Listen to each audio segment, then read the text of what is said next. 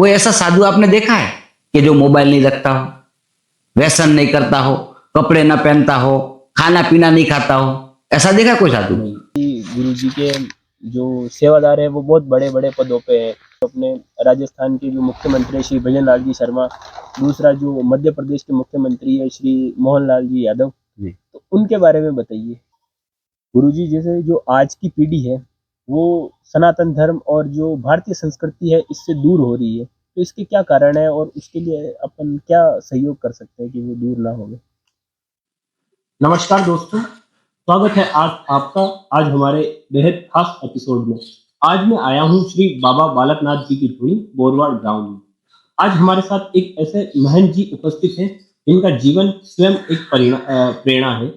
आज हमारे साथ जुड़ रहे हैं श्री जगदीशानंद जी महाराज, गुरु श्री मुक्तानंद जी महाराज, शंभु पंच अगली अखाड़ा।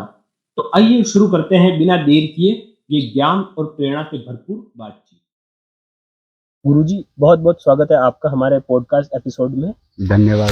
आपका समय देना हमारे लिए सौभाग्य की बात है। हम चाहते हैं कि आज अपने अनुभवों से हमारे श्रोताओं को कुछ ज्ञान की बातें सिखा कर जाइए। तो जो मेरा सबसे पहला सवाल शुरू होता है, गुरुजी, ये जो आपका आध्यात्मिक सफर है ये कैसे और कहाँ से शुरू हुआ? ये बचपन से ऐसे तो आध्यात्मिक में था। जब छोटा था तब धूड़ वगैरह का यज्ञ करता था और धीरे धीरे बाद में संसार में भी रहा हूँ, माता पिता के साथ भी रहा। तो उनके साथ भी, क्योंकि हम ब्राह्मण जाति के हैं, शरीर ब्राह्मण का है, तो हमारे में मंत्र उच्चार वगैरह सब रहते थे। तो उस मंत्रों का उच्चार वगैरह करते थे। तो धीरे धीरे मेरे को ऐसा कुछ लगा कि इस संसार में कुछ है नहीं, जो है निरंजन निराकार है, जो परमात्मा जिसको बोलते हैं हम लोग। तो उसकी शोध में मैं निकल पड़ा। तो मेरे गुरु है मुक्तानंद जी महाराज, जो शंभु पंचअग्नि अखाड़े के सभापति है। तो धरती कम के बाद में मैं उनको मिला। तब मैं बॉम्बे रहता था। मेरा सुपरमार्केट था जो खिलौने वगैरह और बाजी वगैरह सब मॉल जैसा था। तो वहाँ से मैं धरती कम के समय गुरुजी को मिला और मेरी और गुरुजी की दृष्टि एक हुई। तो मेरे को ऐसा कुछ लगा कि इनमें कुछ मेरे को मिल सकता है। तो गुरुजी को एक दिन बोला मैं बोला, महाराज जी मैं शिष्य होना चाहता हूँ। तो बोले कोई बात नहीं बेटा, कल आ जाना।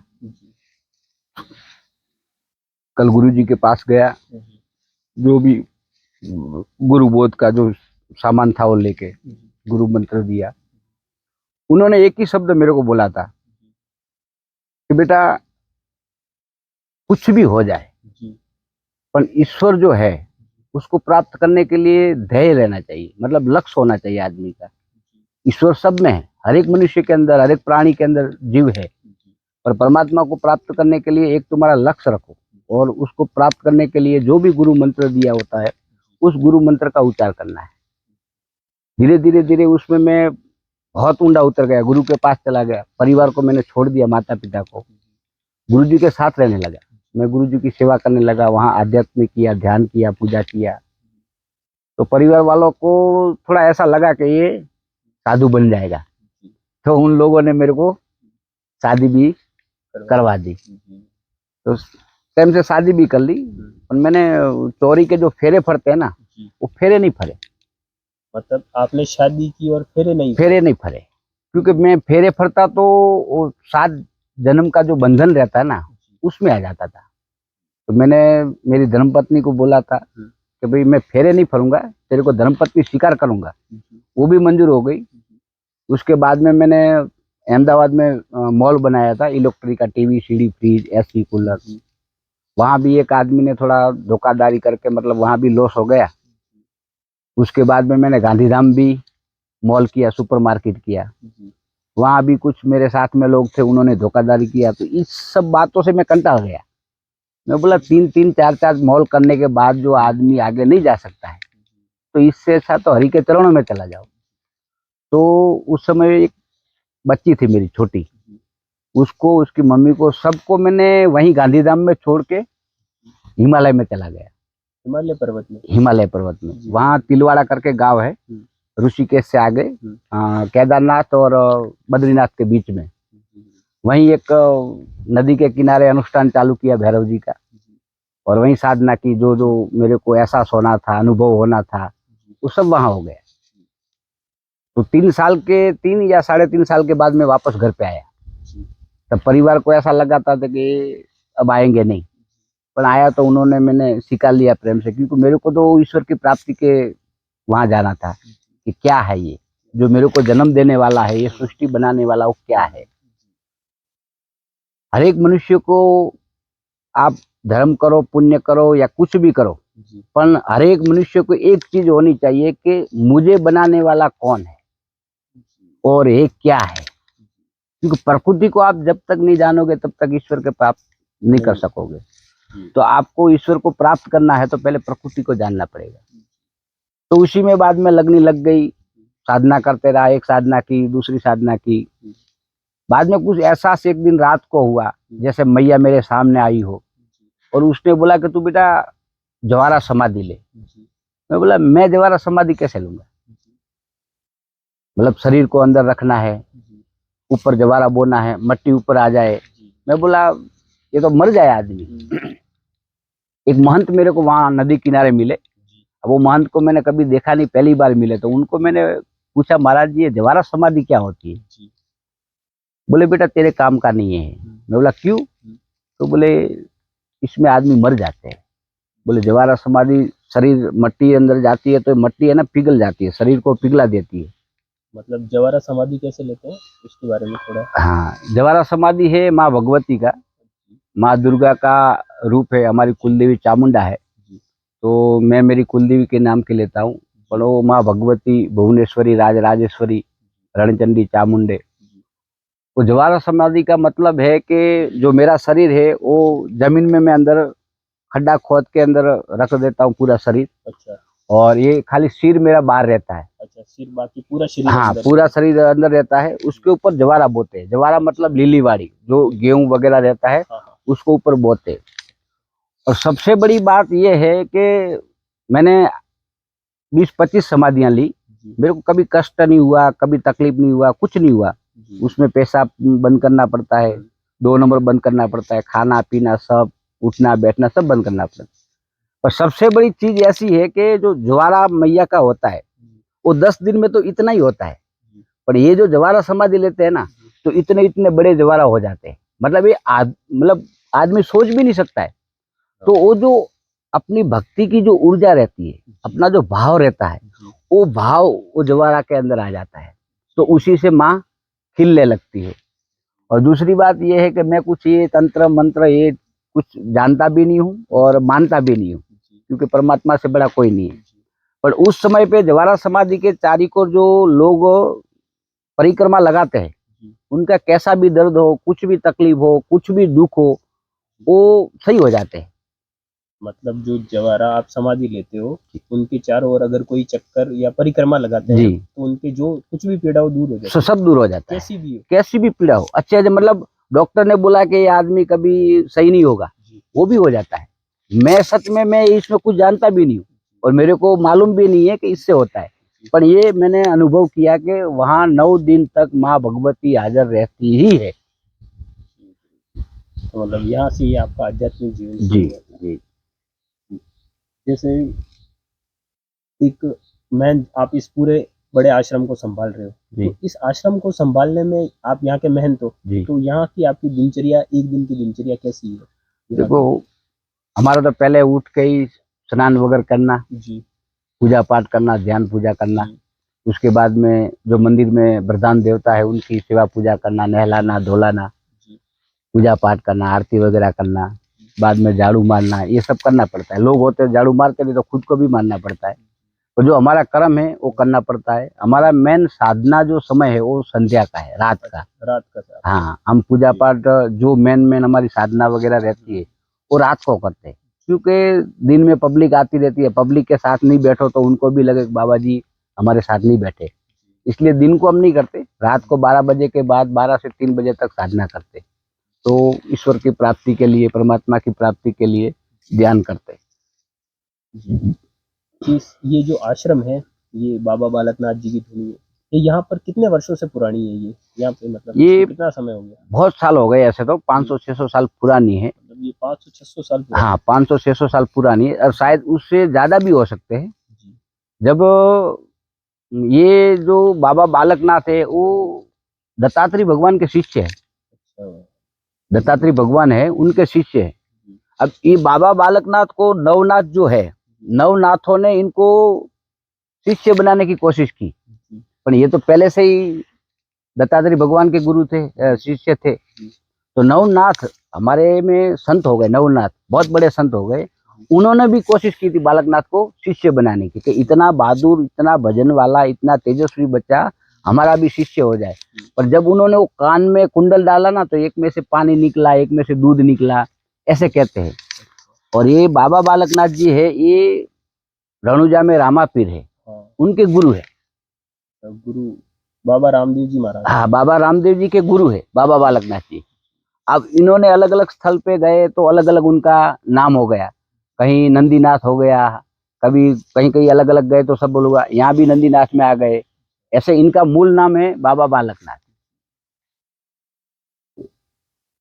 जैसे आप इस आश्रम को चलाते हो, तो इस आश्रम को चलाने में आपको जो कुछ चुनौतियाँ आती होगी, किस टाइप की चुनौतियाँ आती है? किस टाइप की परेशानियों का सामना करना पड़ता है? जो परेशानी हमें तो देखो, जीवन है तो हर एक को परेशानी तो आती है, साधु को भी आती है, आपको भी आती है। जी। और लोग कहते हैं कि साधु सुखी है, जी। पर साधु सुखी है वो मन से सुखी है, हम दिखाते नहीं है, आप लोग दिखाते हैं। देखो आपके परिवार में भोजन बनाने वाले हैं, जी। झाड़ू पोछा करने वाले हैं, कपड़े धोने वाले हैं, ये सब आपके पास है। जी। हमारे लोगों के पास कुछ नहीं है, हमको खुद को करना पड़ता है। झाड़ू मारो, पोछा मारो, बर्तन घिसो, ये खाना बनाओ, भोजन, तो उसी में हम आनंद प्राप्त करते हैं। और आप कुछ नहीं करते भी टेंशन में रहते हो, क्योंकि आप जिस शक्ति को जानते हो उसके पास आपको जाना नहीं। आप आपके परिवार में मैं, जो मैं शब्द है ना, वहां रह जाते हो और हम उनके ऊपर छोड़ देते हैं, भैया तू जो भी करे वो सही। जैसे बालकनाथ जी महाराज के यहाँ ये आश्रम में हूँ तो इनको छोड़ देता हूँ। मेरा दूसरा आश्रम है एमपी के अंदर, वहाँ हनुमान जी है तो हनुमान जी को छोड़ देता हूँ। और यूपी में आश्रम है, वहाँ विष्णु भगवान है तो विष्णु भगवान को छोड़ देता हूँ। गुजरात में 2 आश्रम है, वहाँ एक नर्मदा माँ के किनारे है तो नर्मदा के ऊपर छोड़ देता हूँ, और एक दुर्गा माँ का मंदिर है तो वहाँ छोड़ देता हूँ। और तारापुर में जो परिवार रहता है वहाँ काल भैरव है तो वहाँ काल भैरव के ऊपर छोड़ देता हूँ। तो जहाँ हमारे वरदान देवता है वहाँ हम लोग उनके ऊपर पूरा शरीर अर्पण कर देते हैं कि आप सही करो, गलत करो, दुख करो, सुख करो, जो भी करो आप करो, बस मैं आप जो कहोगे वो मैं करूँगा। ये हमारी जीवन की एक मेन ध्येय है। जैसा अभी आपने इतने सारे आश्रम बताए, तो गुरुजी इसके अलावा और आपके कहाँ-कहाँ आश्रम है? एक मेरा यूपी आगरा के फतेहाबाद के बीच में है, भठा की पीपली करके गांव है, वहां भी साधना करने लिए गया था। गांव वालों ने मेरे को आश्रम दिया था, उस आश्रम को भी डेवलपमेंट करके बहुत अच्छा बढ़िया बनाया। उसमें वहाँ छोटेलाल वर्मा करके एमएलए है, बाद में उसने संभाल लिया तो आज करोड़ों रुपया, 2-4 करोड़ रुपया डाल के अच्छा बना दिया। उसके बाद में मैं यूपी गया था, वहाँ महेश्वर और मंडलेश्वर के बीच में, वहाँ भी मैंने समाधि ली थी, तो वहाँ भी लोगों ने मेरे को आश्रम दिया था, तो उसको भी डेवलपमेंट किया। 2 गुजरात में किए, एक नर्मदा किनारे, और जो नर्मदा किनारा वाला है वो तो पानी में बह भी गया। और एक सावली के बाजू में है सिहोरा गांव करके, वहाँ भी 2-3 रूम बनाए, संडास बाथरूम बनाए। और जमीन पहाड़ था बड़ा, वो पहाड़ को तोड़ के लेवल किया। मतलब वहाँ पावागढ़ जो यात्री जाते हैं उसको रहने की मेन जगह है। अच्छा। मतलब आपके, तो ये जो आपका आश्रम है ना, ये जो समाज सेवा के रूप में क्या सहयोग कर रहा है? समाज के लिए क्या कर रहा है ये? हमारा समाज के लिए मेन है, हम व्यसन मुक्त करते हैं, लोगों को व्यसन मुक्त करना। नशा मुक्ति। हाँ, जो शराब पीते हैं, जी। गांजा पीते हैं, इन लोगों को दूर रखना, यही हमारा मेन ध्येय है। और जो सिहोरा में है वहाँ तो लोग 20-20, 25-25 लोग 24 घंटा वहाँ रहते थे। जो शराब पीता है तो 3 दिन वहाँ रहे, चौथे दिन वो शराब छोड़ देता था। तो शराब से मुक्त करना, और किसी बच्चे को पढ़ाई का खर्चा नहीं तो उसको पढ़ाई के लिए देना। कोई गरीब परिस्थिति में किसी के वहाँ शादी हो रही है तो हमारी जेब में कुछ पड़ा है तो भाई ले, ये करके शादी कर ले। तो हमारा काम है सनातन धर्म को बचाना, सनातन धर्म को आगे लाना। जैसे मैं भी बोरवाड़ में पहली बार आया, तब मैंने भी ये धोनी का हाल देखा, कचरा ये थे, ये कलर भी सब अपने सनातन धर्म का नहीं था। तो उसको देख के थोड़ा मैं बोला हमारे जो घर है, बंगला है, वो आलीशान है। हमारे परमात्मा, हमारे ईश्वर का बंगला ऐसा नहीं होना चाहिए, क्योंकि हमारे बंगले में जो हम रहते हैं वो आलीशान है, तो हमारा ईश्वर है, हमारा परमात्मा, वो भी सही में रहना चाहिए, आलीशान में रहना चाहिए। तो वहां से भी वापस चालू कर दिया काम। एक गुरुजी, जब से मैं यहाँ आया हूँ, मैं आपसे मिला हूँ, मैंने आपको देखा, आप लाल वस्त्रों में ज्यादा रहते हो और आपकी जो भी दिनचर्या की चीजें वो भी अधिकतर लाल ही है। जैसे आपकी कार देखी हमने, वो भी लाल है, आपके जो कपड़े, जूते वगैरह जो सब लाल है। तो इस लाल रंग के पीछे क्या कारण है? ये भय का प्रतीक है। लाल रंग जो है ना, जी वो भय का प्रतीक है जी और मैया का प्यारा रंग है। जो मैं ज्यादातर मैया और भैरव का साधक हूँ, जी काल भैरव का साधक हूँ। जी और मेरी कुलदेवी है चामुंडा, जी उसका नवार्ण मंत्र की मैंने अनुष्ठान किया हुआ है। जी तो माँ का रंग काला है, लाल है। जी तो वो भैरव का रंग भी मेन लाल जी है काल भैरव, पर उसका प्रिय रंग लाल है और माता का भी रंग लाल है। तो जब मैंने फर्स्ट बार ये वस्त्र पहने थे जी तो लाल ही पहने थे। तो उस दिन से आज तक मैंने दूसरे कपड़े नहीं पहने, मेरे जूते वगैरह सब लाल रहते। मेरा ये था, जैसे लोग कहते हैं कि जो सन्यासी या साधु महात्मा होते हैं उनका मन बहुत स्थिर होता है। वैसे ही अगर कोई आम आदमी अपने मन को स्थिर करना चाहे, शांति महसूस करना चाहे, उसके लिए बताइए। देखो, शांति तो हर जगह पे नहीं मिलती है। जी आपको शांति चाहिए तो आप घर में भी ढूंढ सकते हो। जी अब अनुष्ठान तो आप कर ना सको, जी इससे सबसे बड़ा है ओम। परम दयालु परमेश्वर निरंजन निराकार जी ओम वो आकार है, जी जो ईश्वर है, जी जो पर बिंदु है, जी जिसको नहीं जन्मता है, जी नहीं खत्म होता है, नहीं जलता है, मतलब पर है, सबसे पर है, वो परमात्मा है ओम। तो आप घर पे बैठ के शांति से श्वासा लेके ओ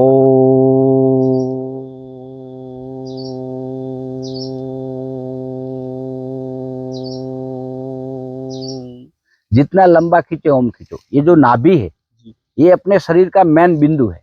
जी यहाँ तक श्वास आप जितना लोगे जी। वहां तक आपको शांति ज्यादा मिलेगी।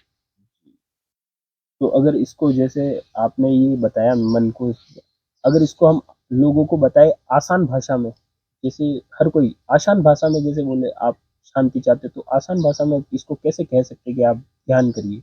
आसान भाषा में ध्यान को अगर समझाना, परिभाषित करना हो तो। देखो, ध्यान एक अलग चीज है जी और शांति के लिए जो करना है वो भी अलग है, क्योंकि परमात्मा एक है पर उसके नाम अलग है। तो ध्यान जो चीज है, ध्यान में कोई मंत्र जाप नहीं आता है। ध्यान में अपने को शून्य होना है, कुछ भी नहीं सोचना है, मतलब एकदम स्थिर होके, एकदम आंखें बंद, मुंह बंद, श्वासा लंबा लेना है। श्वासा से ऊपर से इंगड़ा जो पिंगड़ा है, उस श्वासा को अपने को तेजी में नहीं लेना है, धीरे धीरे लेना है। वो ध्यान कहता है। और मंत्र से जो करते हो वो अनुष्ठान, या उसको पोकार कह सकते हो, अनुष्ठान कह सकते हो, जाप कह सकते हो, अलग अलग प्रकार के बोलते हैं। जी पर जो कुछ प्राप्त करना है आपको जीवन में, जी तो उसके लिए अनुष्ठान है, जी उसके लिए अनुष्ठान है। और आपको ईश्वर की प्राप्ति करनी है, जी उसके लिए ध्यान है। ध्यान में मतलब शून्य होना पड़ता है। जब आप शून्य हो जाओगे तो वहीं से सर्जन हो जाएगा। जब तक शून्य नहीं होगे तब तक सर्जन नहीं होता है। और ज्यादातर नहीं कहना चाहिए, मेरे को ये अच्छा नहीं लगे, पर आज के जमाने में साधु भी ऐसा नहीं है कि जो ईश्वर परमात्मा की प्राप्ति के लिए कुछ करता हो। क्योंकि अब हम लोग भी फैशन वाले हो गए, हमारे पास गाड़ी बंगला मोबाइल ये फैसिलिटी हो गई, क्योंकि ये चीजें साधु को नहीं शोभा देती है, पर संसार में है तो हमको ये करना पड़ता है। ये बात, जैसे आपने बताया कि ओम का एक लंबा सा जाप है, तो ऐसे जो हम कोई भी काम कहते हैं, कोई पंडित जी कहते हैं कि आप इस मंत्र का जाप कर लीजिए, आपकी जो भी पीड़ा है वो ठीक हो जाएगी। तो मंत्र जाप का जो वास्तविक लाभ है वो कैसे मिलता है और उसको कैसे किया जाता है? और अगर है तो मंत्र जाप का क्या वास्तविक फायदा मिलता है या नहीं मिलता है? देखो, जी फायदा तो है। सनातन धर्म में आप कुछ भी करोगे ना, 2 अगरबत्ती कर लोगे तो भी फायदा है। जी अपना सनातन धर्म आदि अनादि है, आज से नहीं है, मतलब कुछ नहीं था तब भी ये धर्म था, आदि अनादि है, इसका कोई अंत नहीं है। तो हमारे धर्म में तो अनेक अनेक प्रकार का अनुष्ठान, साधना, पूजा पाठ वगैरह बहुत कुछ दिखाया है। पर मैंने सोचा, मैंने जाना, और मेरे इतने साल हुए तब से मैं ये एक ही चीज को सोच रहा हूँ कि आप जो भी करो तन से मन से करो। मन, लोग कहते हैं कि मन खराब है, अब मन खराब होता तुम कर ही नहीं सकते हो, पर मन अच्छा है, मन को अच्छा बनाओ, मन को खराब नहीं करना है, अपने को अच्छा बनाना है। आप मन से कुछ भी अनुष्ठान करो, कुछ भी साधना करो, वो उसमें जाना है, आपको उसके अंदर रहना है। आप यहाँ माला कर रहे हो, राम राम राम राम राम माला कर रहे हो, आपका मन भटक रहा है बाजार में, मार्केट में, खेतों में, बंगलों में, बिल्डिंग में, तो आप कैसे प्राप्त कर सकोगे? आपको पहले शून्य होके मंत्र को पकड़ना है। जब आप जहाँ बैठे हो वहीं आप, आपका मन, आपका तन, आपका शरीर सब एक ही जगह पे रहेगा, तो ही आप उसको अनुभव कर सकोगे और उसकी प्राप्ति कर सकोगे। मेरा अगला ये था कि पूजा और भक्ति है, उनमें सबसे बड़ी गलती क्या करते हैं लोग जो पूजा और भक्ति करते हैं? तो अक्सर देखो, अब यहाँ आने के बाद मैंने देखा कि बहुत सिस्टम राजस्थान में अलग है, गुजरात में अलग है, पंजाब में, हरियाणा में, सब जगह पे अलग अलग पूजा पाठ रखते हैं। तो पहले प्रथम तो आप कोई भी मूर्ति प्राण प्रतिष्ठा की है, उस मूर्ति को आप टच नहीं कर सकते। कोई भी मूर्ति हो उसको टच नहीं करना चाहिए। तो यहाँ तो लोग आते देखते भगवान के मुंह में प्रसाद लगा देते हैं। अब वही चीज मैं तुम्हारे मुंह पे लगाऊं तो क्या अच्छा लगेगा? हाँ, तो लोग यहाँ जो आते हैं वो भगवान के मुंह में प्रसाद लगा देते हैं, तो ये गलत चीज है। और जो अगरबत्ती पूजा पाठ वगैरह करते हैं वो कहीं भी रख देते हैं, ये भी गलत है, क्योंकि उसकी जो भस्म है ना वो पवित्र है।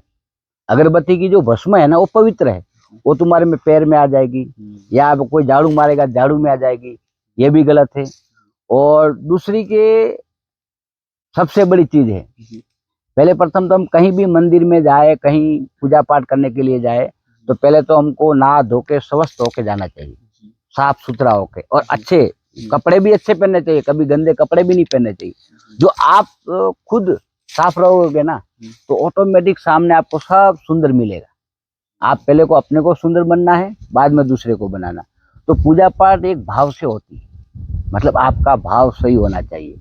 उसमें आप भाव से आप किसी भगवान को कुछ भी भोग लगा दोगे ना वो ले लेगा, आप पत्ते लाके लगाओगे ना तो भी ले ले, पर वो उसमें आपका भाव होना चाहिए। भगवान कोई हलवा, कोई पूरी, कोई मिठाई इसके भूखे नहीं है, वो भावना के भूखे। जी जी गुरु जी, जैसे भी मैं यहाँ आ रहा था, यहाँ पे आपके आश्रम में, तो जो मेरे साथ थे, जो मेरे कैमरामैन हैं, उनको किसी ने बताया कि गुरु जी के जो सेवादार है वो बहुत बड़े बड़े पदों पे है। दो तो उन्होंने नाम गिनाए थे कि एक जो अपने राजस्थान के जो मुख्यमंत्री श्री भजन लाल जी शर्मा, दूसरा जो मध्य प्रदेश के मुख्यमंत्री है श्री मोहन लाल जी यादव। जी। तो उनके बारे में बताइए